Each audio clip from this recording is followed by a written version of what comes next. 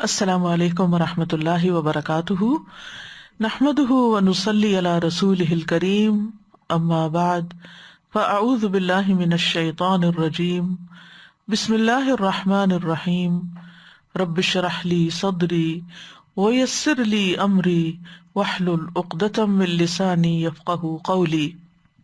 لو أنزلنا هذا القرآن على جبل لرأيته خاشعا متصدعا من خشية الله وتلك الأمثال نضربها للناس لعلهم يتفكرون۔ امثال القرآن پروگرام کے سلسلے میں آج ہم سورۃ الکہف کی آیت نمبر 32 سے 44 تک ایک واقعے کی مثال پڑھیں گے، جس میں دراصل مومن اور کافر کی ذہنیت کی مثال بتائی گئی ہے کہ دونوں کس طرح مختلف طریقے سے سوچتے ہیں۔ ارشاد باری تعالیٰ ہے، وَاضْرِبْ لَهُم مَّثَلَ الرَّجُلَيْنِ جَعَلْنَا لِأَحَدِهِمَا جَنَّتَيْنِ مِنْ أَعْنَابٍ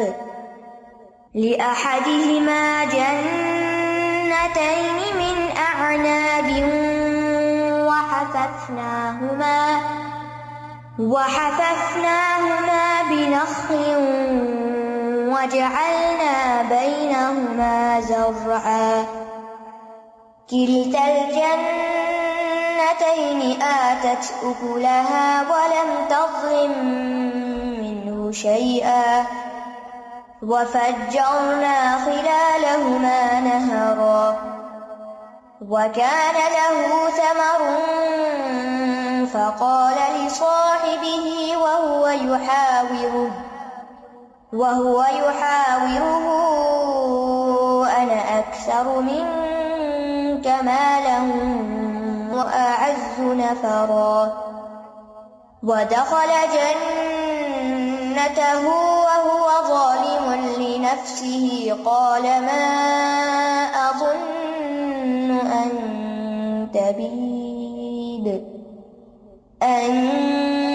تَبِيدَ هَٰذِهِ أَبَدًا وَمَا أَظُنُّ السَّاعَةَ قَائِمَةً وَلَئِن رُّدِدتُّ إِلَىٰ رَبِّي لَأَجِدَنَّ خَيْرًا مِّنْهَا مُنقَلَبًا قَالَ لَهُ صَاحِبُهُ وَهُوَ يُحَاوِرُهُ أَكَفَرْتَ بِالَّذِي خَلَقَكَ مِن تُرَابٍ ثُمَّ مِن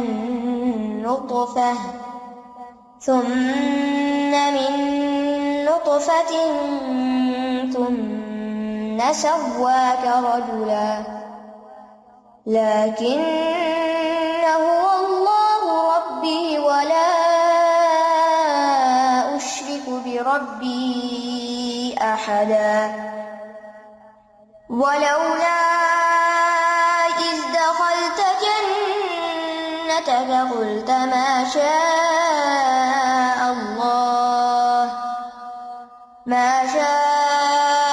اللَّهُ لَا قُوَّةَ إِلَّا بِاللَّهِ إِن تَرَنِ أَنَا أَقَلَّ مِنكَ مَالًا وَوَلَدًا فَعَسَىٰ رَبِّي أَن يُؤْتِيَنِ خَيْرًا مِّن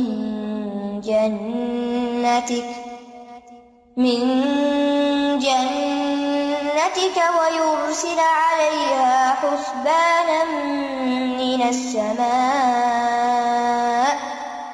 مِّنَ السَّمَاءِ فَتُصْبِحَ صَعِيدًا زَلَقًا أَوْ يُصْبِحَ مَاؤُهَا غَوْرًا فَلَن تَسْتَطِيعَ لَهُ طَلَبًا وأحيط بثمره فأصبح يقلب كفيه على ما أنفق فيها وهي خاوية على عروشها ويقول يا ليتني لم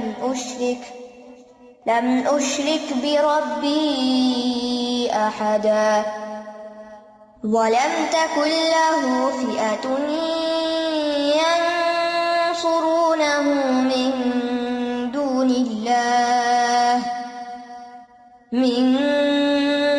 الله وما كان منتصرا هنالك الولاية لله الحق هو خير ثوابا وخير عقبا۔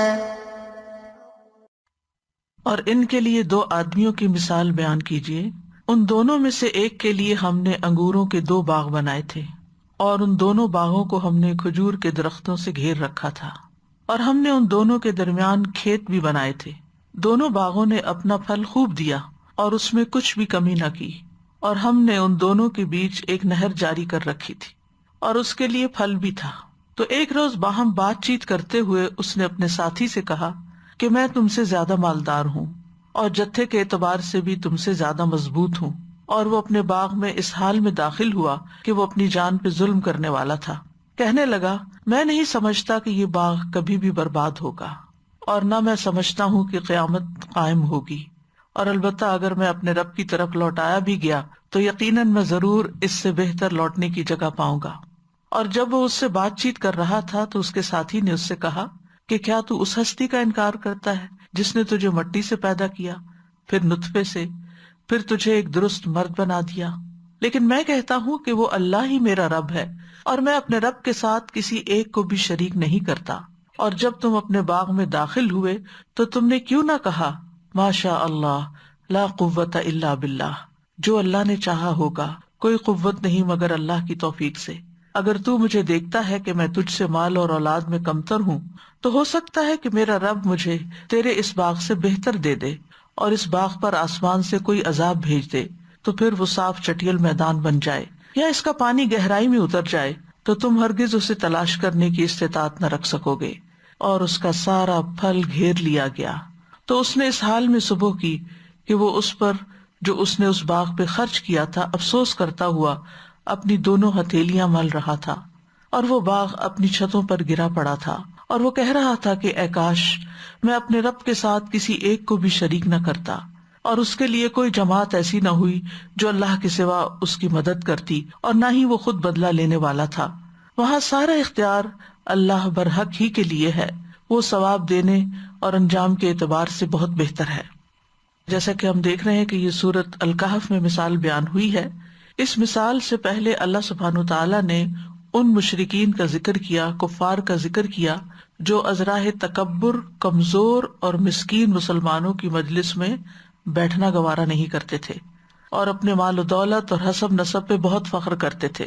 تو اللہ سبحانہ وتعالیٰ نے اپنے نبی کو حکم دیا وَاصْبِرْ نَفْسَكَ مَعَ الَّذِينَ يَدْعُونَ رَبَّهُمْ بِالْغَدَاةِ وَالْعَشِيِّ يُرِيدُونَ وَجْهَهُ وَلَا تَعْدُ عَيْنَاكَ عَنْهُمْ تُرِيدُ زِينَةَ الْحَيَاةِ الدُّنْيَا، اور اپنے آپ کو ان لوگوں کے ساتھ روکے رکھیے جو اپنے رب کو پہلے اور پچھلے پہر پکارتے ہیں، یعنی صبح و شام پکارتے ہیں، اس کا چہرہ چاہتے ہیں، اور تمہاری نگاہیں ان سے آگے نہ بڑھیں کہ تم دنیا کی زندگی کی زینت چاہتے ہو۔ یعنی وہ لوگ جو سوسائٹی کے سو کالڈ کمتر درجے کے اعتبار سے لوگوں کے درمیان بیٹھنا نہیں پسند کرتے تھے، لیکن چونکہ وہ ایمان والے تھے تو ایمان والوں کا رتبہ اور مقام اللہ سبحانہ وتعالیٰ کی نگاہ میں بہت بلند ہے، لہٰذا اپنے نبی صلی اللہ علیہ وسلم کو اللہ تعالیٰ نے حکم دیا کہ آپ ان لوگوں کے ساتھ رہیے۔ یعنی اگر یہ کفار قریش اور مکہ کے یہ مشرکین ان کے ساتھ نہیں بیٹھنا چاہتے تو وہ اللہ کی نگاہ میں کم نہیں ہے، آپ ان کی مجلس اختیار کیجیے۔ اس کے بعد اللہ سبحانہ وتعالیٰ نے یہ قصہ بیان کر کے یہ سمجھا دیا کہ یہ چیزیں جو دنیاوی مال و متاع ہے یہ فخر کے لائق نہیں، کیونکہ ایک لمحے میں انسان فقیر سے غنی ہو سکتا ہے اور غنی سے فقیر ہو سکتا ہے، یہ سب اللہ کی دین ہے۔ تو اس لیے انسان کو ہمیشہ اللہ سبحانہ وتعالیٰ جس حال میں بھی رکھے اس پہ راضی رہنا چاہیے، اور جو کچھ بھی ملا ہے اس پر شکر ادا کرتے رہنا چاہیے اور اللہ تعالیٰ کی نافرمانی نہیں کرنی چاہیے. تو آئیے دیکھتے ہیں ان آیات کے اندر اللہ تعالیٰ کیا فرما رہے ہیں. وَاضْرِبْ لَهُمْ مَثَلَ الرَّجُلَيْنِ، وَاضْرِبْ اور بیان کیجیے، لہم ان کے لیے. ضربہ کا لفظی معنی تو ہوتا ہے مارنا. جب ایک چیز کو دوسری چیز پہ مارا جاتا ہے تو کیا ہوتا ہے؟ چوٹ لگتی ہے. اگر انسان کے ہاتھ پہ کوئی ہاتھ مارے تو بھی انسان کو ہلکی یا زیادہ چوٹ محسوس ہوگی، یعنی ایک احساس جاگے گا انسان کے اندر، اور اس طرح انسان ہوش میں آ جاتا ہے. آپ دیکھیں کہ جب کسی کا ہارٹ فیل ہونے لگتا ہے تو ریسیسیٹیٹ کرتے ہیں، کس طرح اس کے اوپر مارا جاتا ہے. تو یہ جو ضرب ہوتی ہے، کسی چیز کو کسی چیز کے اوپر لگایا جاتا ہے تو اس کا فائدہ بھی ہوتا ہے، یعنی یہ سزا کے لیے بھی ہوتی ہے لیکن کچھ فائدے کے لیے بھی ہوتی ہے ضربیں. تو یہاں کیا کہا گیا؟ وَاضْرِبْ ماریے، یعنی لفظی معنوں میں لہم ان کے اوپر یا ان کے لیے، مثلاً ایک مثال، یعنی ایک مثال ان کے اوپر ماریے، یعنی ان کے سامنے بیان کیجیے تاکہ یہ اپنی غفلت سے جاگیں، یہ ہوش میں آئیں، مثال سے بات سمجھ جائیں. کیونکہ مثالیں ہوتی ہی اس لیے ہیں کہ انسان ان باتوں کو سمجھ جائے جو اس کی ظاہری نگاہوں کو نظر نہیں آ رہا یا نظر آ کے سمجھ نہیں آ رہا. تو وَاضْرِبْ لَهُمْ مَثَلًا، یعنی ان کے لیے مثال مقرر کیجئے، ایک نمونہ بنا دیجئے. اور لہم سے مراد اگرچہ اہل مکہ ہیں لیکن اس کے بعد یہ بات، جیسے کہ آپ جانتے ہیں کہ آیات کی ایک تعویل خاص ہوتی ہے، ایک خاص کانٹیکسٹ میں آیات اترتی ہیں، ان کے خاص مخاطب ہوتے ہیں، لیکن وہ بات صرف انہی کے لیے نہیں ہوتی بلکہ اس سے ایک عام مفہوم یا ہر شخص جو اس مثال کو پڑھنے یا سننے والا ہے وہ بھی اس سے ایک بہت بڑا سبق لے سکتا ہے. لہٰذا اس وقت ہمیں اپنے لیے سبق لینا ہے اس مثال سے. کس کی مثال بیان کیجیے؟ رجلین، دو مردوں کی. کون تھے یہ دو مرد؟ مفسرین کا اس میں اختلاف ہے کہ یہ کون لوگ تھے. بعض کے نزدیک اللہ تعالیٰ نے صرف سمجھانے کے لیے ایک فرضی مثال بیان کی ہے، یعنی حقیقت میں وہ ایگزسٹ نہیں کرتی مثال، لیکن اللہ تعالیٰ نے مثال کے ذریعے ایک بات سمجھائی، جیسے کہانی کے ذریعے کسی کو کوئی بات بتائی جاتی ہے، کچھ سمجھایا جاتا ہے. اور بعض کہتے ہیں کہ نہیں، یہ حقیقت میں دو لوگ ایگزسٹ کرتے ہیں جن کے درمیان یہ سارا معاملہ پیش آیا اور ان کی مثال کو اللہ تعالیٰ نے ان کے سامنے پیش کیا. اور وہ کون لوگ ہیں؟ بعض کے خیال میں وہ بنی اسرائیل کے دو لوگ تھے، بعض کے نزدیک وہ اہل مکہ میں سے ہی دو لوگ تھے جن میں سے ایک مومن اور ایک کافر تھا. بہرحال جو بھی ہوں، ہمیں اس سے غرض نہیں کہ وہ دو کون تھے، حقیقت میں تھے یا خیالی تھے. اور اسی طرح ہمیں ان کے نام بھی جاننے کی ضرورت نہیں، کیونکہ کچھ لوگوں نے ان کے نام تک بتائے ہیں. تو یہ بھی جاننے کی ضرورت نہیں کہ کس زمانے میں تھے، کس جگہ پر تھے، کیونکہ ان ساری معلومات سے مقصد کو کوئی فائدہ نہیں پہنچتا، یعنی اس سے کوئی نتیجہ نہیں نکلتا. یہ واقعہ جس مقصد کے لیے بیان کیا جا رہا ہے اس کے لیے ان تفصیلات کا جاننا ضروری نہیں. ہاں، واقعہ کچھ یوں ہے کہ جعلنا لأحدہما جنتین، تو ہم نے ان دونوں میں سے ایک کے لیے دو باغ بنائے. اور وہ کون تھا؟ ان میں سے جو کافر تھا اس کے لیے، یعنی وہ دو باغ ایک شخص کو دے دیے جو اللہ پر ایمان بھی نہیں رکھتا تھا، جو آخرت پر ایمان نہیں رکھتا تھا. یہ اللہ کی شان ہے نا، جس کو چاہے نوازی. تو اس سے یہ بھی پتہ چلتا ہے کہ ضروری نہیں کہ کوئی شخص نیک ہو تو اس کی دنیا بھی فراخ ہو. بعض اوقات اللہ سبحانہ وتعالیٰ امتحان کے لیے ان لوگوں کی جو گمراہ ہوتے ہیں یا اللہ تعالیٰ کو مانتے ہی نہیں یا اللہ کے نافرمان ہوتے ہیں، ان کے لیے دنیا فراخ کر دیتا، وسیع کر دیتا ہے. باغ کس چیز کے تھے؟ من آناب، انگوروں کے تھے. آناب انب کی جمع ہے، اور انبا انگور کے ایک دانے کو کہتے ہیں. اور یہاں چونکہ آناب ہیں اس لیے انگوروں کی مختلف اقسام کی بیلیں مراد ہیں، یعنی صرف ایک قسم کے انگور نہیں تھے، کئی قسم کے. جیسے کہ آپ جانتے ہیں رنگوں کے اعتبار سے، ذائقے کے اعتبار سے، سائز کے اعتبار سے انگوروں کی بے شمار قسمیں. تو قسم قسم کے انگور تھے اس کے باغ میں. اب امیجن بھی کرتے جائیں، کبھی آپ کو اگر اتفاق ہوا ہو انگوروں کا باغ دیکھنے کا، سبحان اللہ، انتہائی خوبصورت. مجھے اپنی زندگی میں ایک موقع پہ ایسی جگہ پہ جانے کا اتفاق ہوا جہاں پر انگوروں کے باغ تھے. تو وہ بیلیں اوپر ایک چھتری کی سی حیثیت رکھتی ہیں اور ان کے نیچے آپ چلتے جائیں تو خوشے لٹک رہے ہوتے ہیں، جیسے شینڈلیئر لٹک رہے ہوتے ہیں. تو اسی طرح وہ زبردست نیچرل بیوٹی پیش کرتے ہیں. وَحَفَفْنَاهُمَا بِنَخْلٍ، اور صرف انگور ہی نہیں تھے، ان باغوں کو ہم نے گھیر رکھا تھا، احاطہ کر رکھا تھا، بِنَخْلٍ، کھجور کے درختوں سے. آپ دیکھیے کھجور کے درخت کے اندر کتنا حسن ہے، یعنی بجائے اس کے کہ کوئی دیوار ہو وہاں، تو کھجور کے درخت ساتھ ساتھ اتنے گھنے اس طرح ایک باڑ بنائے ہوئے تھے، گویا وہ دیوار کا کام کر رہے ہوں، یعنی سیکیورٹی کے لیے بھی اور خوبصورتی اور ان کے اپنے پھل. اور یہ لفظ حففنا جو ہے یہ حفا سے ہے، ہا فا فا، اس کا مطلب ہوتا ہے کسی چیز کو دونوں طرف سے گھیر لینا، احاطہ کر لینا، یعنی ہر طرف سے گھیر لینا مراد ہے. دونوں طرف سے مطلب یہ ہے کہ تمام جانب سے، جیسے قرآن مجید میں آتا نا وَتَرَى الْمَلَائِكَةَ حَافِّينَ مِنْ حَوْلِ الْعَرْشِ، اور تم فرشتوں کو دیکھو گے کہ عرش کے گرد گھیرا ڈالے ہوئے ہیں، یعنی اس کو دونوں جانب سے گھیرے ہوئے ہیں. ایک اور حدیث میں آتا ہے تحفہ الملائکۃ باجنحتہا، فرشتے اس پر اپنے پروں کے ساتھ گھیرا ڈال لیتے ہیں. وجعلنا بینہما زرعا، مزید یہ کہ ان دونوں باغوں کے بیچ بیچ ہم نے کھیت بھی لگایا ہوا تھا. اللہ سبحانہ تعالیٰ اس کو اپنی طرف نسبت دیتے ہیں، وجعلنا، ہم نے بنا، کیونکہ کوئی بھی چیز اللہ سبحانہ تعالیٰ کے حکم کے بغیر گرو نہیں کر سکتی، فلرش نہیں کر سکتی، پنپ نہیں سکتی. اور بین کہتے ہیں دو چیزوں کے درمیان کی، یعنی دو باغوں کے بیچ میں بھی ہو سکتی ہے اور باغوں کے بیچوں بیچ بھی مراد ہے.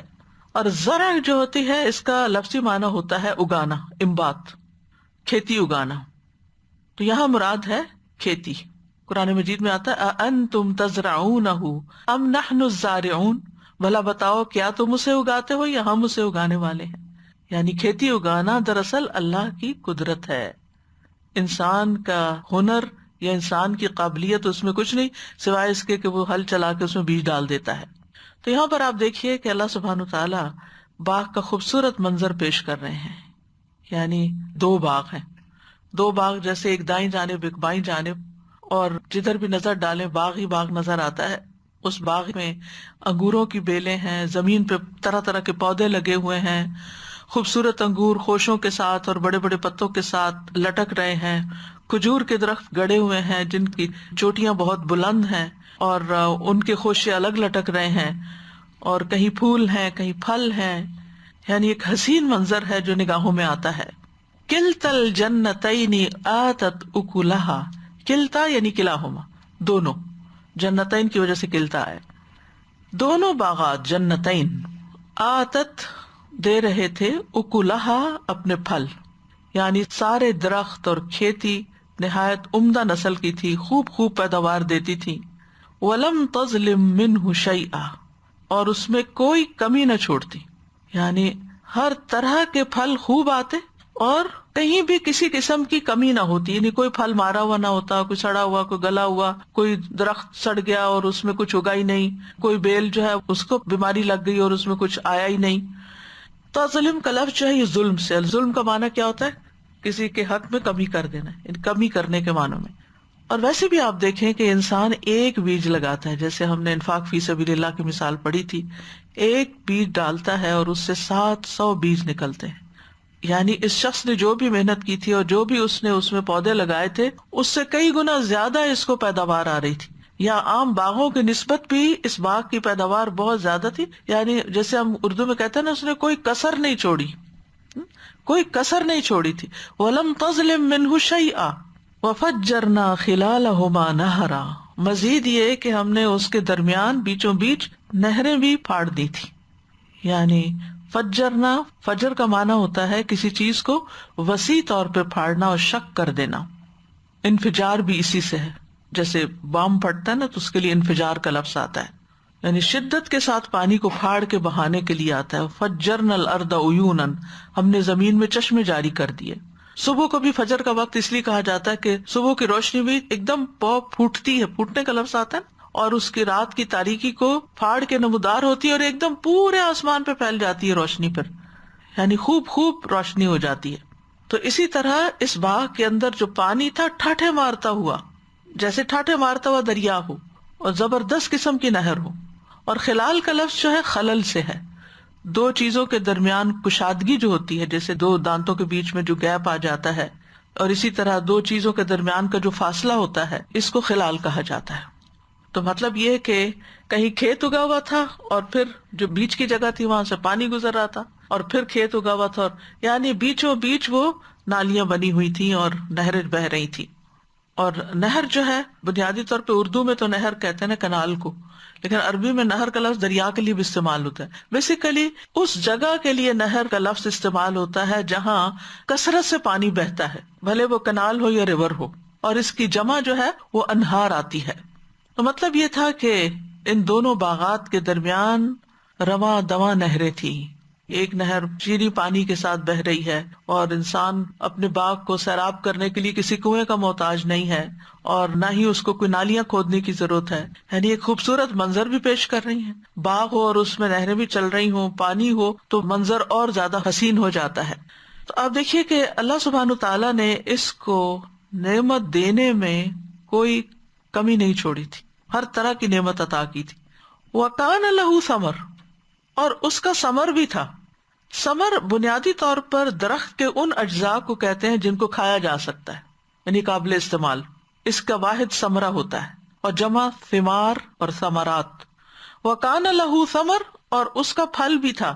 اب یہاں اوپر بھی ہم بات پڑھ چکے ہیں کہ اکل بھی آئے تھے، اور یہاں ثمر کی بات ہے. تو اکل ہوتا ہے وہ جس کو کھایا جاتا ہے، یعنی فروٹس، اور ثمر جو ہے یہاں پروفٹ کے معنوں میں ہے، یعنی اس کا نفع. یعنی ظاہر ہے کہ اتنا پھل جس باغ پہ آئے وہ سارا اس نے خود تھوڑی کھانا ہے، اس کے گھر والوں نے. تو پھر عموماً کیا کرتے ہیں باغوں والے، بہت امیر ہوتے ہیں ماشاءاللہ، وہ خوب اس سے آمدنی حاصل کرتے ہیں جب ان کا پھل پک جاتا ہے، اور اس سے پہلے ہی وہ اس کو ایک طرح سے بیچ دیتے ہیں. تو یعنی خوب اس کو مال حاصل ہوتا تھا، اس سے نفع حاصل ہوتا تھا. تو اس ساری چیز نے اس کے اندر ایک غرور پیدا کر دیا تھا، تکبر پیدا کر دیا تھا.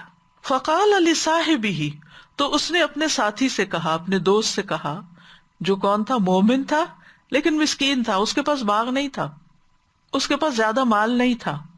جو تاریخی روایات پیش کی جاتی ہیں اس میں یہ بتایا جاتا ہے کہ یہ دونوں بھائی تھے کسی بادشاہ کے جو بنی اسرائیل میں گزرے. اس کے بیٹے تھے، جو باپ فوت ہو گیا تو دونوں کو برابر کا مال ملا، لیکن ایک بھائی نے تو اس سے باغ بنا لیے، اور جو دوسرا غریب رہ گیا اس نے وہ مال صدقہ کر دیا تھا. یعنی یہ اپنی دنیا بنا رہا تھا، وہ اپنی آخرت بنا رہا تھا. تو اب وہ مسکین تھا، کمزور تھا، کیونکہ اس کے پاس اپنی بس ضرورت کی چیز تھی. تو یہاں صاحب کا لفظ استعمال ہوا ہے. صاحب کہتے ہیں ساتھ رہنے والے کو، چاہے کوئی انسان ہو یا حیوان ہو، جیسے بلی وغیرہ پیٹ رکھ لیتے ہیں آپ، یا کوئی مکان ہو یا زمان ہو، جیسے اصحاب النار کتنا استعمال ہوتا ہے قرآن میں، کہ اس کے ساتھ رہنے والے ساتھی. تو ان دو باغوں کے مالک نے اپنے ساتھی سے کہا، خواہ وہ اس کا بھائی تھا یا دوست تھا یا نیبر تھا یا ورکر تھا یا جو بھی تھا، وَهُوَ يُحَاوِرُهُ، اور وہ اس سے بات چیت کر رہا تھا. محاورہ کا لفظ اسی سے، حوار عربی زبان میں کنورسیشن کو کہتے ہیں. تو یہ جو بات چیت تھی ایک طرح سے فخر و غرور کا اظہار تھا. کیا کہا اس نے؟ انا اکثر منک مالا، میں تم سے مال میں زیادہ ہوں، یعنی میرے پاس مال زیادہ ہے. بعض اوقات انسان اپنی زبانیں قال سے کہتا ہے، بول کے کہتا ہے میں زیادہ مالدار ہوں. کچھ لوگ چکتے نہیں، تم لوگ تو غریب ہو، فلاں تو غریب ہے، آسانی سے بول جاتے ہیں. وہ تو بےچارا مسکین ہے، اس کے پاس تو کچھ ہے ہی نہیں، ہمارے پاس اللہ کا دیا بہت کچھ ہے. یا اللہ کا دیا بھی نہیں کہتے، اور جو بھی ان کی زبان میں آتا ہے اپنے مال و دولت کے اظہار کے لیے بولتے ہیں لوگ. تو انا اکثر منک مالا، دیکھو تم نے کیا کیا، اپنا مال غریبوں کو دے دیا، اور تمہارے پاس اب کچھ بھی نہیں ہے، لیکن دیکھو میں نے کیا کچھ حاصل کر لی، کیسے انویسٹ کیا، کیسے بنایا، کتنا کچھ ہو گیا میرے پاس. اور اگر آپ خاندانوں کے اندر دیکھیں تو دو بھائیوں کے اندر اگر اس طرح کا فرق ہو کہ ایک دنیاوی لحاظ سے بہت محنت کرتا اور ایک دوسرا دین کے اندر ہو، اس کو اپنی دنیا بنانے کے لیے وقت نہ ملتا ہو، تو عموماً اس کو تانے ہی پڑتے رہتے ہیں، تم نے کیا کمایا، تم نے کیا بنایا، تم انتہائی نکمے ہو، تم کس کام کے ہو، تم کس قابل ہو. تو یہاں بھی کچھ اسی طرح کا کیس نظر آتا ہے کہ وہ اس کو ایک طرح سے طنز کرتا ہے. تو میرا مال زیادہ ہے. ویسے مال کو بائی دا وے مال اس لیے کہتے ہیں کہ مالا یمیل میل، یعنی ایک طرف جھک جانے کو، زائل ہو جانے کو کہتے ہیں. تو مال بھی ٹکتا نہیں کسی کے پاس، وہ بھی چلا ہی جاتا ہے اور جانے کے لیے ہی آتا ہے. تو میرا مال تم سے زیادہ ہی نہیں. اگر انسان لفظ مال بولتے ہوئے فخر نہ محسوس کرے اور یہ سوچے کہ یہ تو جانے والی چیز ہے، تو کبھی اس کے دل میں غرور ہی نہ آئے. یعنی جس چیز کے بارے میں انسان یہ سوچتا ہے نا یہ چلی جانے والی ہے، تو ہاتھ سے نکل جانے والی. اسی لیے اردو میں شاید کہتے ہیں یہ تو ہاتھوں کی میل ہے، اصل میں تو روٹ اس کا میل ہی ہے. وَأَعَزُّ نَفَرًا، اور میری جو نفری ہے، میرے جو ملنے جلنے والے لوگ ہیں، اور میرا جو خاندان اور قبیلہ اور لوگ ہیں میرے آس پاس، وہ کہیں زیادہ ہے تم سے. زیادہ غالب ہے. اعزو کا لفظ ہے عزت سے ہے. عزت اس حالت کو کہتے ہیں جو انسان کو مغلوب ہونے سے محفوظ رکھے. یہ اردن عزاز سے ماخوذ ہے جس کا معنی ہوتا ہے سخت زمین، یعنی سخت زمین پہ کوئی پینیٹریٹ نہیں کر سکتی چیز. تو باغ کے مالک کو دو باتوں پہ فخر تھا، ایک مال کی کثرت پہ اور دوسرے افراد کی کثرت پہ. تو اس نے ان دونوں چیزوں پر اظہار فخر کیا، تکبر کیا، غرور کیا. قتادہ کہتے ہیں اللہ کی قسم ایک فاجر و فاسق انسان کی یہی خواہش رہتی ہے کہ اس کے پاس مال و دولت کی کثرت ہو اور پارٹی کے اعتبار سے اسے عزت حاصل ہو، یعنی لوگوں میں اس کا بڑا مرتبہ مقام ہو اور انفلوئنشل پیپل جو ہیں اس کے سوشل سرکل میں ہو، اس کا میل ملاپ، اس کا اٹھنا بیٹھنا، اس کا رکھ رکھاؤ ہے وہ امیر لوگوں میں ہو اور زیادہ بڑے لوگوں میں ہو. اب کیا ہوا، یہ باتیں کر رہا تھا وہ اپنے ساتھی سے اور وقتاً فوقتاً کرتا رہتا ہوگا. اب ایک دن کیا ہوا، وَدَخَلَ جَنَّتَهُ، وہ اپنے باغ میں داخل ہوا. تھے تو دو باغ لیکن ایک وقت میں انسان ایک میں ہی داخل ہو سکتا ہے، تو وہ اپنے باغ میں داخل ہوا. وَهُوَ ظَالِمٌ لِنَفْسِهِ، اور وہ اپنی جان پہ ظلم کر رہا تھا. یعنی باغ میں داخل ہو کے ظلم نہیں کر رہا تھا، یہ وہ کسی کا باغ نہیں تھا، اس کا اپنا ہی تھا. تو پھر کیا معنی بنا، یعنی اس کے بعد جو کچھ کہنے لگا تھا وہ ظلم تھا. یعنی اگر کوئی شخص اپنے باغ میں داخل ہوتا ہے تو وہ ظالم تو نہیں ہوتا نا، یا اپنے گھر میں داخل ہوتا ہے تو وہ ظلم نہیں کر رہا. تو مطلب یہ ہے کہ جو گفتگو کرتے ہوئے وہ داخل ہو رہا تھا یا جو اندر جا کے اس نے باتیں کی وہ ظلم پر مبنی تھی، سرکشی پر مبنی تھی. تو ظلم کیا ہوتا ہے، کسی چیز کو اس کے اصل مقام پہ نہ رکھنا، خواہ کمی کرے یا زیادتی کرے انسان، صحیح وقت میں صحیح جگہ سے کسی چیز کو ہٹا دینا. تو ظلم اللہ کے ساتھ بھی ہوتا ہے جو شرک کی شکل میں ہوتا ہے، نافرمانی کی، کہ اللہ کا حق نہیں دیتے. اسی طرح بندے بندوں پہ ظلم کرتے ہیں، انسان کا حق مارتا ہے. اور ایک ظلم ہوتا ہے جو انسان خود اپنی جان پہ کرتا ہے، فَمِنْهُمْ ظَالِمٌ لِنَفْسِهِ، ان میں سے کچھ اپنے اوپر ظلم کرنے والے ہیں. کیا تھا اس کا ظلم، قَالَ مَا أَظُنُّ أَن تَبِيدَ هَٰذِهِ أَبَدًا، کہنے لگا میں نہیں سمجھتا، میرا نہیں خیال کہ یہ باغ کبھی تباہ بھی ہو سکتا ہے. کیونکہ اس کا ساتھی اس کو سمجھاتا ہوگا کہ تم کیوں اس پہ فخر کر رہے ہو، یہ چیزیں ہمیشہ نہیں انسان کے ساتھ رہتی. تو اس نے کہا نہیں، یہ اتنا زبردست ویل مینٹینڈ باغ ہے، اتنا رچ، یہ کیسے ختم ہو سکتا ہے. اور یہ اس کی جہالت تھی. ہوتا یہ ہے نا کہ جب انسان کے پاس مال آ جاتا ہے تو اس کے دماغ میں فطور بھر جاتا ہے، اس کو پھر دنیا کی حقیقت سمجھ میں نہیں آتی، کسی کا دکھ درد سمجھ میں نہیں آتا، کسی کی بھوک سمجھ میں نہیں آتی، کسی کی تکلیف سمجھ میں نہیں آتی. وہ سمجھتا ہے جیسے میں خوشحال ہوں ایسے ہی سب ہوں گے. اگر آپ کا اپنا پیٹ بھرا ہوا ہے تو شاید آپ کو خیال نہ ہے کہ آپ کسی کو کھانا پوچھیں کہ تمہیں بھوک تو نہیں لگی، کیونکہ آپ کو بھوک نہیں لگی، آپ سمجھتے ہیں کسی کو بھی نہیں لگی. تو کہتا ہے کہ میرا نہیں خیال کہ یہ کبھی بھی تباہ ہوگا. اباد یبید ابادہ، اس سے تبیدہ کا لفظ ہے. اور ابد کا لفظ جو ہے یہ ہمیشگی کے لیے اس طرح استعمال ہوتا ہے، زمانے کو نا آپ مختلف حصوں میں تقسیم کرتے ہیں، لمحہ، پھر گھنٹہ، پھر دن، پھر ہفتہ، پھر مہینہ، سال، 2 سال، 10 سال، جتنے بھی سال، یہ زمان ہوتا ہے، تقسیم ہو رہا ہوتا ہے. لیکن ابد جو ہوتا ہے وہ تقسیم نہیں ہوتا، لامتنا ہی پیریڈ. وما اظن الساعة قائمة، اور میں نہیں سمجھتا کہ قیامت بھی کبھی آئے گی. وما اظن، اور میرا نہیں خیال، زن دونوں معنوں میں استعمال ہوتا ہے، شک بھی اور یقین کے بھی، گمان بھی اور یقین بھی. الساعة جو ہے، سا گھڑی کے لیے کہتے ہیں اور یہ زمانے میں سے ایک جز کا نام ہے، جیسے سیکنڈ، منٹ اور آور ہوتا ہے تو عموماً اس کا ترجمہ آور کیا جاتا ہے، لیکن مراد اس سے قیامت لی جاتی ہے، یعنی وہ وقت جب قیامت آئے گی. اور قیامت وہ ہے جب دوبارہ سب لوگ کھڑے ہوں گے، یعنی قیامت کا دن وہ دن ہوگا جس دن سب لوگ دوبارہ اٹھیں گے، قام یقوم سے. اور سا کیا ہے، وہ گھڑی جب دنیا کی تباہی شروع ہوگی. تو تھوڑا سا فرق بھی ہے، جیسے کہتے ہیں نا اقتربت الساعة یسألونک عن الساعة، تو ترجمہ ہم قیامت ہی کر دیتے ہیں کیونکہ ان دونوں میں فاصلہ بھی ہے.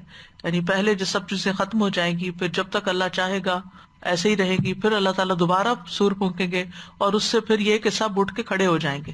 تو جو پہلی کیفیت ہے اس کو ساعہ کہتے ہیں اور جو دوسری ہے وہ قیامہ. لیکن اوور آل جو لفظ اول سے آخر تک ہر چیز کو کور کرتا ہے یہ قیامت ہوتا ہے. وہ کہتا ہے کہ میں نہیں سمجھتا کہ قیامت کی گھڑی بھی آنے والی ہے. وَلَئِن رُدِدتُّ إِلَىٰ رَبِّي، اور البتہ اگر میں اپنے رب کی طرف لوٹایا بھی گیا، رد کا مطلب ہوتا ہے پھیرنا، لأجدن تو ضرور میں پاؤں گا، وجد یجد سے اجدن تاکید کے لیے، لام بھی تاکید کا، نون بھی تاکید کا، خیرا منہا منقلبا، اس سے بھی بہتر لوٹ کے جانے کی جگہ. اور منقلب کا لفظ قلب سے ہے، اور قلب الشیء کا مطلب ہوتا ہے کسی چیز کو پھیرنا، ایک حالت سے دوسری حالت کی طرف پلٹانا.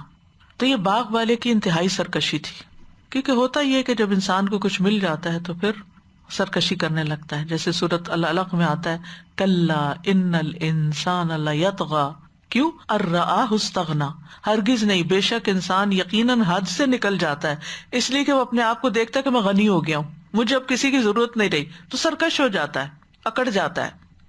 تو اسی لیے اللہ تعالیٰ فرماتے ہیں نا قتل الانسان ما اکفرہ من ای شیء خلق، اپنی حیثیت تو دیکھو، اپنی ہستی تو دیکھو، کس چیز کی وجہ سے تم اکڑ رہے ہو. عموماً یہ ہے کہ اللہ سبحانہ وتعالیٰ نے انسان کو جو نعمتیں دی ہیں نا، خود کو اور دوسروں کو فائدہ پہنچانے کے لیے، جب یہ ایک حد سے زیادہ ہوتی ہیں یا کچھ بھی انسان کو مل جاتی ہیں تو انسان ان سے صحیح کام لینے کی بجائے ان پہ فخر اور غرور کرنا شروع کر دیتا ہے، ان کی وجہ سے اپنے آپ کو بڑا خیال کرنے لگتا ہے، تکبر کرتا ہے. اس میں آپ دیکھیے کہ اللہ سبحانہ وتعالیٰ دولت کس لیے دیتا ہے؟ اس لیے تو نہیں کہ ہم اپنے آپ کو بڑا ثابت کریں. اللہ تعالیٰ ہمیں علم کس لیے دیتا ہے؟ اس لیے تو نہیں کہ ہم اس کے ساتھ تکبر کریں. ہمیں اولاد اس لیے تو نہیں دیتا کہ اس کی وجہ سے ہم دوسروں پہ فخر اور غرور کریں. ہمیں اللہ تعالیٰ بولنے کی قوت اس لیے تو نہیں دیتا کہ ہم دوسروں کو ذلیل کرتے پھریں. ہمیں اللہ تعالیٰ نے یہ جذبات اس لیے تو نہیں دیے کہ ہم یہ سارے کے سارے دنیا کے لیے استعمال کریں اور اپنے رب کی محبت کا کچھ حصہ بھی ان کے ساتھ نہ رکھیں. لیکن یہ ہے کہ عام طور پر انسان کی یہ کمزوری ہے کہ دھوکا کھا جاتا ہے، لیکن بھول جاتا ہے کہ یہ غرور اور یہ فخر اور یہ ناز اور یہ تکبر نیکیوں کو کھا جاتا ہے، نیکیوں کو ختم کر جاتا ہے. اصل میں ہر انسان کے اندر کچھ ایسی چیزیں اللہ نے امتحان کے لیے رکھ دی ہیں نا، کہ اگر وہ نہ ہو تو انسان کا امتحان ہی نہ ہو. جیسے انسان کے اندر انا ہے، یعنی ہر انسان کے اندر یہ احساس ہوتا ہے کہ یعنی اللہ نے مجھے پیدا کیا، مجھے کچھ صلاحیتیں دی ہیں جس کی وجہ سے وہ خود اعتمادی حاصل کرتا ہے. یہ خود اعتمادی زندگی میں آگے بڑھنے میں مدد دیتی ہے، لیکن اکثر لوگ اس انا کو ضد بنا لیتے ہیں اور فخر کی صورت اختیار کر لیتے ہیں.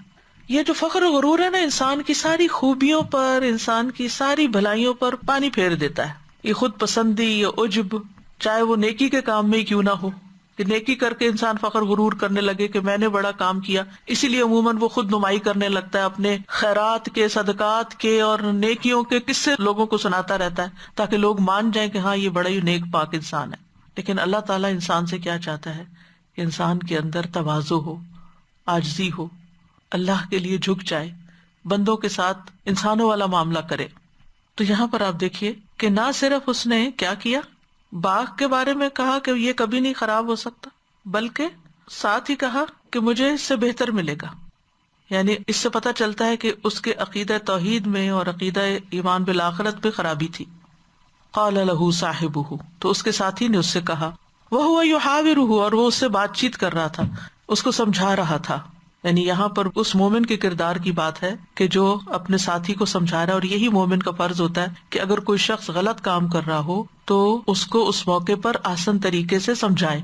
اور یہاں پر وہ اس کو سمجھا رہا ہے کہ دیکھو تم یہ کیسی باتیں کر رہے ہو، اکفرت بالذی خلقک من تراب، کیا تم نے اسی رب کا انکار کر دیا، اسی ہستی کا انکار کر دیا جس نے تجھے مٹی سے بنایا. تمہاری اصل کیا؟ اصل حقیقت یاد رکھو. ثم من نطفۃ، پھر نطفے سے، ثم سواک رجلا، پھر تمہیں ایک مکمل انسان بنایا. انسان فخر اور غرور سے کیسے بچ سکتا ہے؟ جب وہ اپنی اصلیت کو نہ بھولے، اپنی تخلیق کو نہ بھولے. هل اتى على الانسان حين من الدهر لم يكن شيئا مذكورا، کیا انسان پہ زمانے میں سے کوئی ایسا وقت گزرا کہ وہ کوئی ایسی چیز نہ تھا کہ جس کا کہیں ذکر ہو. ایک اور جگہ پر اللہ تعالیٰ فرماتے خلق الانسان من نطفۃ فاذا هو خصیم مبین، اللہ نے انسان کو ایک قطرے سے پیدا کیا تو پھر اچانک وہ کھلم کھلا جھگڑالو بن گیا. تو وہ اس کو سمجھا رہا ہے کہ یہ باتیں زیب نہیں دیتی، ایسے مت کرو، اپنی حیثیت کو دیکھو کہ کس طرح اس نے تمہیں ذرے سے ایک مکمل مرد کی شکل دی.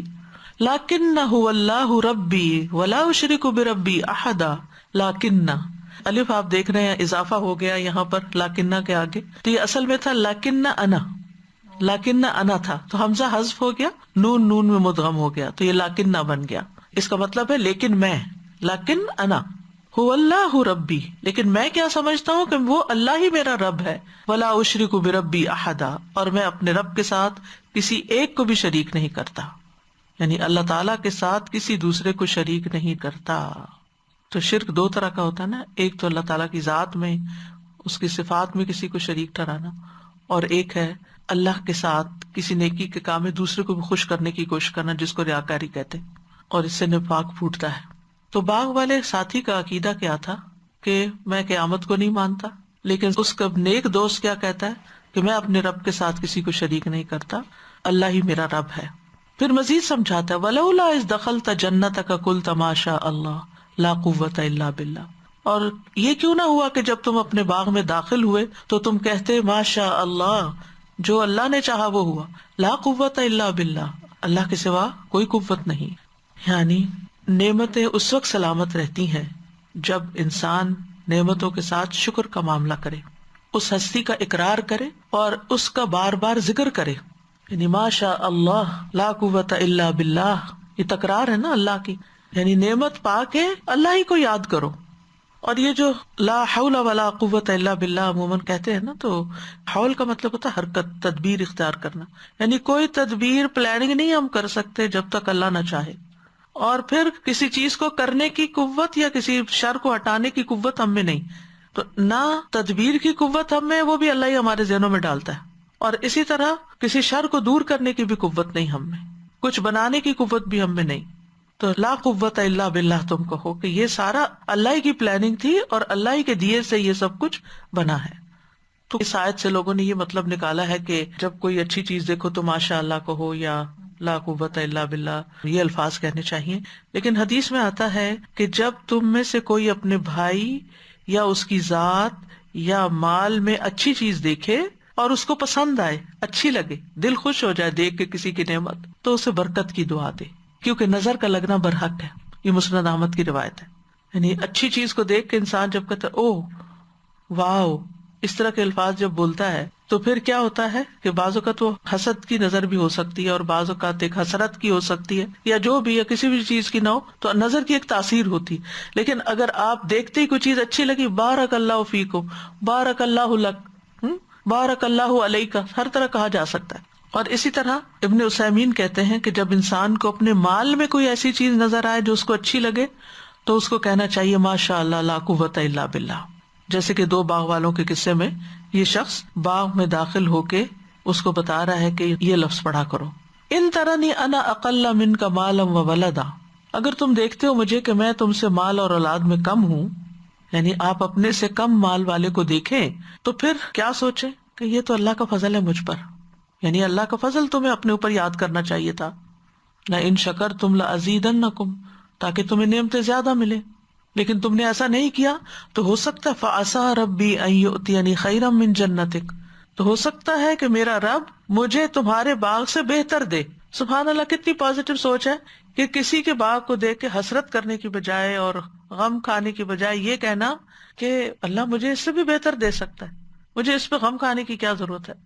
تو اس میں امید بھی پائی جاتی ہے، اور بعض علماء نے کہا کہ یہ بد دعا بھی تھی، اور ایسا شخص جو ظالم ہو اس کو اس حد تک ایسی بات کہی بھی جا سکتی ہے، یعنی جس چیز کے ساتھ تم مجھ پہ فخر کر رہے ہو اللہ اس کو ختم کر دے اور مجھے اس سے بہتر دے دے، کیونکہ جو شکر کرتا ہے اس کو مزید ملتا ہے، اور جو ناشکری کرتا ہے اس سے نعمت لے لی جاتی ہے۔ وَيُرْسِلَ عَلَيْهَا حُسْبَانًا مِّنَ السَّمَاءِ، اور اس پر آسمان سے کوئی آفت بھیج دے۔ جو آفت آسمان سے آتی ہے اس کو انسان روک نہیں سکتا، مدافعت نہیں کر سکتا، تو اس لیے خاص طور پر فرمایا آسمان سے بھیجے۔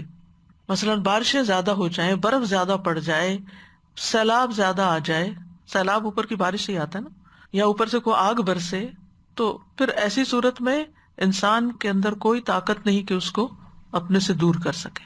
تو ایسی آفت یعنی جو انسان کے خیال بھی نہ ہو، حسب یحسب کا مطلب ہوتا ہے نا گمان کرنا، فتصبح صعیدا زلقا، تو ایسی صورت میں وہ کیا ہو جائے، شٹیل زمین بن جائے۔ زلقا، زلق کہتے ہیں ایسی زمین کو جہاں قدم پھسلتا ہو، یعنی باغ ایسا چٹیل ہو جائے کہ وہاں کچھ نہ اگے اور چلنے کے قابل بھی نہ ہو، یعنی مجھے اللہ بہتر باغ دے دے اور تمہارے اس باغ کو چٹیل زمین میدان بنا دے۔ او یصبح ماؤها غورا، یا اس کا پانی گہرائی میں چلا جائے، جیسے سورۃ الملک میں آتا ہے نا قل ارأیتم ان اصبح ماؤکم غورا فمن یأتیکم بماء معین. تو ماؤہا سے مراد وہ چشمہ جہاں سے نہر نکل رہی ہے، اس چشمے کا پانی اتنا زمین میں گہرا چلا جائے کہ تم کسی صورت اسے دوبارہ نکال ہی نہ سکو. غور کہتے ہیں نشیبی زمین کو، بس زمین میں چلے جانا. تو غور و فکر بھی ہوتا ہے گہرائی میں چلے جانے کو، سوچ کی گہرائی. تو اس نے ایسے الفاظ عطا کیے کہ جس سے اس کا باغ ختم ہی ہو گیا، اور پانی جو تھا وہ خشک ہو گیا، یا یہ بھی کہا جاتا ہے کہ اس پانی میں وہ ڈوب گیا یا اس کی سیرابی ختم ہو گئی. فلن تستطیع لہ طلبا، تو تم ہرگز اس کو طلب نہ کر سکو، یعنی پھر سب کچھ ختم. وأحیط بثمرہ، اور اس کا سارا پھل مارا گیا، احاطہ کر دیا گیا، یعنی ایک چیز بھی نہ بچی، پوری طرح گھیر لیا عذاب نے اس پھل کو. فأصبح يقلب كفيه على ما انفق فيها، تو اس نے اس حال میں صبح کی، یا وہ ایسا ہو گیا کہ اپنی ہتھیلیاں الٹ پلٹ کر رہا تھا. قلب یقلب کا مطلب ہوتا ہے الٹ پلٹ کر، یعنی کبھی ایک ہاتھ دوسرے پہ مارتا، کبھی دوسرا ہاتھ پہلے پہ مارتا، یا جیسے اردو میں کہتے ہیں ہتھیلیاں ملتا رہ گیا. کس پر؟ علی ما انفق فیہا، اس پر جو اس نے اس میں انویسٹ کیا تھا، خرچ کیا تھا. یعنی اصل زر بھی سارا مارا گیا، باغ کا پھل بھی مارا گیا، احیط بثمرہ، اور پھر جو ما انفق فیہا دونوں ہی ختم ہو گئے. وہی خاویۃ علی عروشہا، اور وہ اپنی چھتریوں پہ گرا پڑا تھا، سارا تباہ و برباد. عروش عرش کی جمع ہے، وہ چھتریاں ہوتی ہیں جن کو زمین سے اوپر بنایا جاتا ہے تاکہ انگور اور دیگر چیزوں کی شاخیں اس پہ پھیل سکیں. وَيَقُولُ يَا لَيْتَنِي لَمْ أُشْرِكْ بِرَبِّي أَحَدًا، اور وہ کہنے لگا کاش کہ میں اپنے رب کے ساتھ کسی کو شریک نہ کرتا. اب اسے یاد آیا کہ اس کے مومن بھائی کی بات سچ تھی، اس نے مجھے منع کیا تھا، کاش میں اپنے رب کے ساتھ کسی کو شریک نہ کرتا. یعنی تکبر کی راہ سے اپنے نفس کی پیروی نہ کرتا، بلکہ اپنی ساری شان و شوکت کو اللہ کا عطیہ سمجھتا، اپنا کمال نہ سمجھتا. یہاں اس دولت مند شخص کا یہ جملہ جو ہے نا بڑا قابل غور ہے کہ جب بربادی ہو گئی تو پچھتاتے ہوئے اس کی زبان سے نکلا کاش میں نے اپنے رب کے ساتھ شرک نہ کیا ہوتا. تو اس سارے واقعے پہ تو شرک ویسے نظر نہیں آ رہا، کسی دیوی دیوتا کی پوجا تو نظر نہیں آ رہی، یا کسی دوسرے معبود کا بھی ذکر نہیں ہوا. تو وہ کون سی بات تھی جس پہ وہ پچھتا رہا تھا، اور وہ کون سا شرک ہے جس کا یہاں ذکر کیا جا رہا تھا؟ تو اگر غور سے دیکھیں تو یہ دولت پرستی کا شرک تھا، مال کی محبت کا شرک تھا، وسائل پہ اسباب پہ بھروسہ کرنے کا شرک تھا. یعنی ہمارا بھروسہ کس پہ ہونا چاہیے؟ اللہ پہ ہونا چاہیے، نہ کہ اپنی کوشش اور قوت پر، اپنے اوپر بھی نہیں، مال و دولت پہ بھی نہیں، اولاد پہ بھی نہیں، کسی اور انسان پہ بھی نہیں. بھروسہ صرف اللہ کی ذات. انسان کوشش کرے، وسائل استعمال کرے، لیکن ہمیشہ اللہ سے ڈرتا رہے، توقع اسی سے رکھے کہ وہی سب اچھا کرے گا. وَلَمْ تَكُنْ لَهُ فِئَةٌ يَنْصُرُونَهُ، وہاں کوئی جتھا بھی نہ تھا. وہ بات کر رہا تھا نا میرے تو بڑے ساتھی ہیں، اب کوئی بھی آگے نہیں آیا. دنیا دار دوست جو ہوتے ہیں نا، وہ صرف اس وقت تک آپ کے دوست ہوتے ہیں جب آپ کے پاس دنیا ہوتی ہے. جب آپ کے ہاتھ سے دنیا چلی جاتی ہے وہ بھی منہ پھیر جاتے ہیں. اور ویسے بھی اگر وہ آتے بھی تو کیا کر لیتے؟ اللہ کے عذاب کے سامنے تو کوئی مدد کرنے والا مدد نہیں کر سکتا. وَلَمْ تَكُنْ لَهُ فِئَةٌ يَنْصُرُونَهُ مِن دُونِ اللَّهِ، اللہ کے سوا اسے کوئی بچانے والا بھی نہ تھا، اور اللہ کو تو وہ ناراض کر چکا تھا. وَمَا كَانَ مُنتَصِرًا، اور کوئی انتقام لینے والا بھی نہیں تھا. انتصار انتقام کو کہتے ہیں. یعنی عذاب آیا تو نہ کوئی گروہ مدد کرنے والا تھا، اور نہ وہ خود بچنے والا تھا، نہ اس کی طرف سے کوئی بدلہ لینے والا تھا. تو ہوتا یہی ہے کہ جب ایسے لوگوں کو جو اللہ کو نہیں مانتے یا اللہ کے حق میں کمی کوتاہی کرتے یا غفلت کی زندگی بسر کرتے، ان کی زندگی میں جب اس قسم کا کوئی بڑا حادثہ آتا ہے تو پھر ان کو ہوش آتی ہے، چھوٹی چھوٹی باتوں سے سبق نہیں لیتے، اور پھر وہ اللہ ہی کو پکارنے لگتے ہیں، پھر وہ لا الہ الا اللہ پڑھنے لگتے ہیں بے اختیار. جو وہ فطرت ان کے اندر کئی گہرائیوں میں پردوں کے نیچے چھپی ہوئی تھی وہ ابھر کے سامنے آ جاتی. اوپر سے جب سب کچھ ٹوٹتا ہے تو پھر اللہ یاد آتا ہے. جیسے مشرکین مکہ کشتی پہ سوار ہوتے، ڈوبنے لگتی تو سب بتوں کو چھوڑ کے صرف اللہ کو پکارتے تھے. تو یہاں یہ بھی سب سے نا امید ہو کے اللہ کی طرف رجوع کرتا ہے. ہنالک الولایۃ للہ الحق، یہاں یہ بات سمجھ میں آئی کہ ولایت اللہ ہی کی برحق ہے. ولایت کا یہاں معنی ہے بادشاہت. ولایا اگر ہو تو مدد کرنے کے معنوں میں ہوتا ہے، ولایا ہو تو بادشاہی اور سلطنت کے معنوں میں آتا ہے، اقتدار کے معنوں میں آتا ہے کہ اصل اقتدار تو اللہ ہی کا ہے برحق. هو خیر ثواب و خیر عقبا، یعنی اللہ تعالیٰ کا اجر بہتر اور باقی رہنے والا ہے. اللہ کا ثواب اور اللہ کا دیا ہوا اجر باقی رہنے والا ہے. هو خیر ثواب، ثواب بھی وہ اچھا دیتا ہے، اور خیر عقبہ، انجام بھی وہی اچھا دیتا ہے. ہوا کی ضمیر یہاں اللہ تعالیٰ کی طرف لوٹتی ہے، یعنی دوسرے لوگوں سے اجر و ثواب بدلہ دینے میں وہ بہتر ہے. اگر لوگ کسی کام کا بدلہ آپ کو دینا چاہیں نا تو وہ کتنا دیں گے؟ مثلا آپ نے کسی کو کوئی ایک چیز دی، وہ بدلے میں زیادہ زیادہ آپ کو اس سے تھوڑی بہتر یا کم بہتر ایک چیز دے دے گا یا 2 دے دے گا. اللہ سبحانہ وتعالیٰ کتنا دیتا ہے؟ کم از کم 10 تو ضرور دیتا ہے، اور بڑھاتے بڑھاتے 700 اور اس سے بھی اوپر لے جاتا ہے. اور جو انجام اللہ کی طرف سے انسان کو ملے گا وہ کبھی بھی زائل ہونے والا نہیں. تو خلاصہ اس ساری مثال کا جو بات آپ نے پڑھی وہ یہ ہے کہ کفار مکہ چکے مال و دولت کے نشے میں چور تھے اور غریب مسلمانوں کو حقیر سمجھتے تھے، ان کے ساتھ بیٹھنا نہیں چاہتے تھے، اور اس وجہ سے وہ اسلام بھی قبول نہیں کر رہے تھے کہ ہماری دنیا پہ زد پڑے گی. تو ان کو یہ بات سمجھائی گئی کہ نعمتیں تو اللہ کی طرف سے ہی ملتی ہیں، اللہ ہی دینے والا ہے. وما بکم من نعمت فمن اللہ. یعنی اس پورے واقعے سے جو سبق اہل مکہ کو اور پھر ان کے ذریعے ہم سب کو سکھایا جا رہا ہے، جو ہمارے سیکھنے کی باتیں ہیں، وہ یہ ہے کہ ہمیں جو کچھ بھی ملا ہے وہ ہماری کمائی کا نتیجہ نہیں ہے، اللہ کا دیا ہوا ہے. پھر یہ کہ کسی کو نعمت ملتی ہے اور کسی کو نہیں ملتی، یہ بھی اللہ کی حکمت کے تحت ہوتا ہے. مومن محروم بھی ہو سکتا ہے اور کافر بہت ترقی بھی کر سکتا ہے. پھر یہ کہ کسی کو عطیہ ملنا، کسی کو دولت کا مل جانا اللہ کی محبت کی دلیل نہیں ہے. اللہ اپنے ایمان والے بندوں سے محبت کرتا ہے، لیکن بعض اوقات ان کو فقر کے ساتھ آزما لیتا ہے. دنیا تو اللہ تعالیٰ ہر ایک کو دیتا ہے، لیکن دین اس کو دیتا ہے جس سے اللہ تعالیٰ محبت کرتا ہے. اور اسی طرح اللہ تعالیٰ اپنے پیارے بندوں کو دنیا سے بچا کے بھی رکھتا ہے تاکہ ان کے اندر کسی قسم کا کوئی فخر و غرور نہ پیدا ہو. دیکھا جائے تو دنیا ایک آزمائش ہے. ان دونوں بندوں کی آزمائش ہو رہی تھی، ایک کی صبر کے ساتھ اور ایک کی شکر کے ساتھ. صبر کرنے والے نے تو صبر کیا، لیکن شکر کرنے والے نے شکر نہیں کیا، لہذا انجام ہولناک ہوا. پھر یہ کہ دنیا جو ہے وہ قلیل ہے، آخرت ہی بہتر ہے دنیا کے مقابلے میں. والآخرۃ خیر وابقیٰ. پھر یہ بھی کہ دنیا انسان کو دھوکے میں ڈال دیتی ہے، فخر و غرور میں ڈال دیتی ہے، غافل کرنے کا سبب بنتی ہے، آپس کی جنگوں اور اختلافات اور ایک دوسرے کے خلاف محاذ آرائی کا سبب بن جاتی ہے. پھر یہاں فخر و تکبر کی بھی مذمت کی گئی. ایک بھائی دوسرے کو کمتر سمجھ رہا ہے. دوسروں کو کمتر سمجھنا جنت سے محروم کرنے والا عمل ہے. نبی صلی اللہ علیہ وسلم نے فرمایا جس کے دل میں رائی کے دانے برابر بھی تکبر ہوگا وہ جنت میں داخل نہیں ہوگا. ایک آدمی نے کہا ایک آدمی چاہتا ہے کہ اس کے کپڑے اچھے ہوں، جوتی اچھی ہو. آپ نے فرمایا اللہ جمیل ہے، جمال کو پسند کرتا ہے. تکبر تو حق سے منہ موڑنے اور لوگوں کو کمتر سمجھنے کا نام. تو یہ جو اس حدیث میں ڈیفینیشن بتائی گئی نا تکبر، وہ یہاں اس واقعے پہ فٹ آتی کہ وہ اس کو کمتر سمجھتا تھا. انا اکثر منک مالا واعز نفرا. پھر آپ دیکھیں کہ جو شخص تکبر سے بری ہوگا نا تو وہ جنت میں داخل ہوگا. قیامت کے دن متکبرین تو چیونٹیوں کی شکل میں ہوں گے. پھر اس واقعے سے ہمیں یہ سبق بھی ملتا ہے کہ سرکش انسان سے نعمت چھین لی جاتی ہے. ایک وقت آتا ہے کہ اس کا سارا غرور پاش پاش ہو جاتا ہے. پھر اسی طرح ایمان کا تقاضا یہ بھی ہے کہ نعمت کو نعمت دینے والے کی طرف منسوب کیا جائے. ماشاء اللہ لا قوت الا باللہ. جو بھی میرے پاس نعمت ہے، جو بھی میں نے کام کیا ہے، یہ صرف اللہ کی دی ہوئی توفیق سے کیا، میری کوئی قوت نہیں، اس میں میری کوئی طاقت نہیں. پھر اس واقعے سے یہ سبق بھی ملتا ہے کہ دنیا عارضی اور آخرت جو ہے وہ ہمیشہ باقی رہنے والی، اس کا انجام بہتر بھی ہے. پھر یہ کہ مال اور دولت اور اولاد اور یہ سب چیزیں جو بھی نعمتیں ہیں اگر اللہ کے راستے میں نہ ہوں، اللہ کی اطاعت میں استعمال نہ ہوں تو کسی کام کے نہیں ہیں. ہمیں کوشش کرنی چاہیے کہ ہمارے اندر جتنی بھی صلاحیتیں ہیں وہ اللہ کی اطاعت میں استعمال ہوں، اللہ کی نافرمانی میں استعمال نہ ہوں. اور لا حول ولا قوت الا باللہ جو ہے یہ ایک کلمہ ہے جس کی بڑی فضیلت ہے. یہ جنت کے خزانوں میں سے ایک خزانہ ہے. جب انسان یہ کلمہ ادا کرتا ہے تو اللہ تعالیٰ اس کو اپنی حفاظت میں لے لیتا ہے، یعنی اللہ کے سپرد بندہ اپنے آپ کو کر دیتا ہے. یہ جنت کے دروازوں میں سے ایک دروازہ بھی ہے اور یہ جنت میں پودے لگانے والا عمل بھی ہے. نبی صلی اللہ علیہ وسلم نے ایک حدیث میں بتایا کہ ماشاء اللہ لا حول ولا قوت الا باللہ جنت کے پودے ہیں.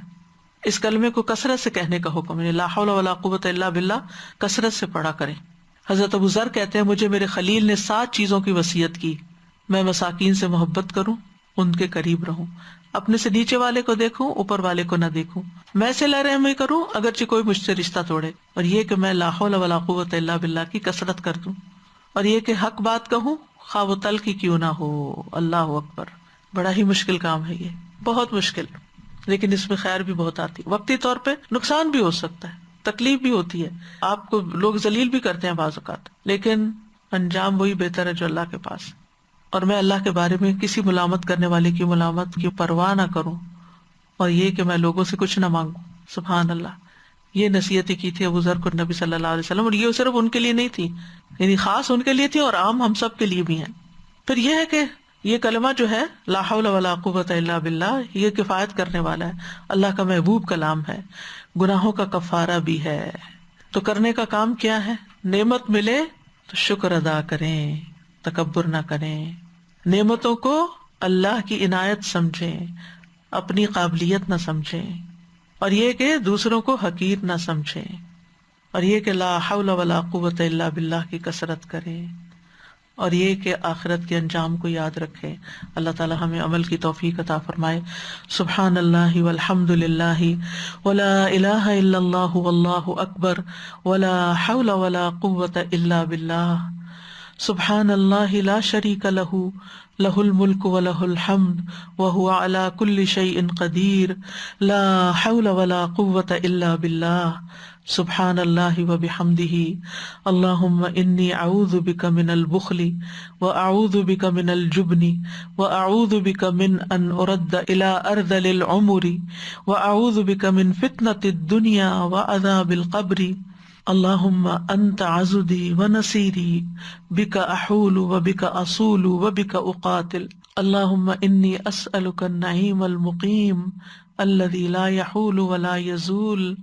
اللهم إني أسألك النعيم يوم العيلة والأمن يوم الحرب. اللهم آئذا بك من سوء ما أعطيتنا وشر ما منعت منا. ربنا آتنا في الدنيا حسنة وفي الآخرة حسنة وقنا عذاب النار.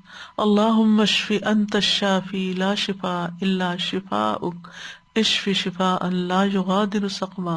اللهم احسن عاقبتنا في الامور كلها واجرنا من خزي الدنيا وعذاب الاخره.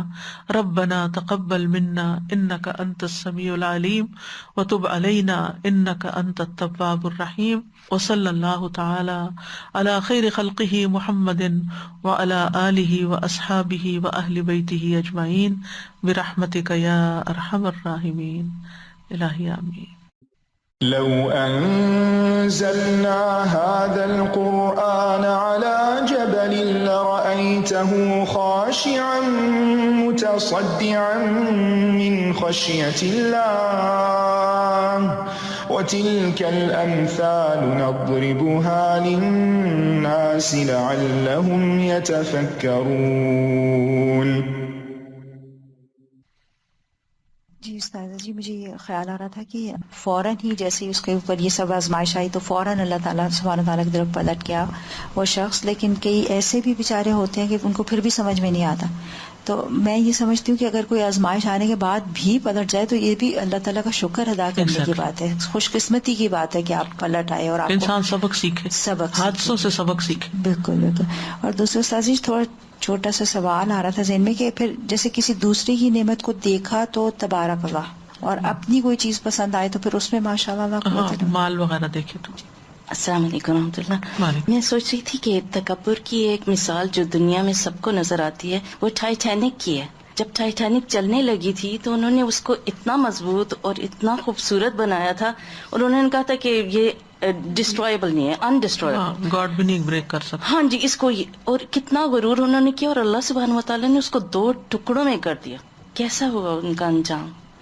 استاذہ اگر یہ دوسرا کافر تھا تو پھر اس کا مطلب ہے وہ مسلمان ہو گیا تھا؟ کافر کا ایک مطلب ناشکرا بھی ہوتا ہے نا، تو اس حساب سے ناشکرا تھا. لیکن جب وہ کہتا ہے کہ وہاں اظن الساعۃ قائمۃ، لیکن بیچ بیچ میں یہ مجھے ایسا حال لگتا ہے جیسے ہمارے آج کل کے بیچ بیچ کے مسلمان ہیں کہ کبھی اسلام کی بات کر لی اور کبھی اسلام کا مذاق اڑا لیا، اور کبھی آخرت پہ یقین کی بات کر لی اور کبھی شک کی بات کر لی. ایک طرف کہتا ہے میرا نہیں خیال کہ کوئی قیامت آنی ہے، دوسری طرف کہتا ہے اگر آئی تو مجھے بہتر بھی ملے گا. بیچ میں کنفیوز اسٹیٹ. آج کل اگر انٹروڈکشن دیکھیں نا، آپ انفلوئنشل پیپل ہوتے ہیں جو کہ نا وہ شروع ہی ایسے ہوتے ہیں کہ ہماری یہ کمپنی ہے اور اتنے لوگ ہمارے انڈر کام کر رہے ہیں اور یہ ہمارا کام ہے، اور وہ ان کی کمپنی کے جو تعداد ہے اس سے وہ اپنے آپ کو بتاتے ہیں کہ ہمارے پاس کیا فیسلٹیز ہے. پھر دوسرے کے اوپر پوچھتے ہیں اچھا، اور اگر کوئی ان کے معیار کے مطابق نہیں ہے تو پھر وہ ان کو نیچا دیکھتے ہیں. سارا چکر ہی یہ ہے. اور پھر جو جیسے جیسے جس فیلڈ میں کام کرتا ہے, کوئی پراپرٹی کا کام کرتا ہے تو وہ اس سے پوچھتے ہیں کہ اچھا کتنی پراپرٹیز تم ہینڈل کرتے ہو, تمہارے پاس اور کتنی کس قیمت کی ہینڈل کرتے اور کون سے علاقے پہ. استاذہ جی اتنا بھی ہے کہ کون سا علاقہ ہے تمہارے پاس. اگر کسی کے پاس فورن پراپرٹی نہیں ہے, پراپرٹیز ڈیلرز کے پاس, تو ان کو بڑا گھٹیا سمجھا جاتا ہے. اچھا تم تو اس علاقے کے کرتے ہو, اچھا تمہارے پاس, تمہیں تو کیا ایکسپیرینس, تمہیں تو پتہ ہی نہیں. تو اس طرح تو یہ دنیا میں ہم ناپتے ہیں ایک دوسرے کو کہ کتنے تمہارے پاس کیا چیز ہے, کیونکہ اب سٹینڈرڈز اور ہو گئے ہیں. لوگ اپنے مال اور دولت اس کو زیادہ دیکھتے ہیں, اولاد کا بھی نہیں اتنا کرتے. پہلے ہوا کرتا تھا کہ لوگ اپنے دیکھتے تھے ہمارے بیٹے کتنے ہیں, بچے کتنے. اب اس چیز کو وہ زیادہ اہمیت دیتے ہیں. اللہ تعالیٰ ہم سب کو بچائے. اپنے اپنے باغ کو, جی جو بھی بزنس ہے وہ ایک باغ ہے اپنا, کہ میرا کیا باغ لگایا. وآخر دعوانا ان الحمد للہ رب العالمین. سبحانک اللہم وبحمدک اشہد ان لا الہ الا انت استغفرک واتوب الیک. السلام علیکم ورحمۃ اللہ وبرکاتہ.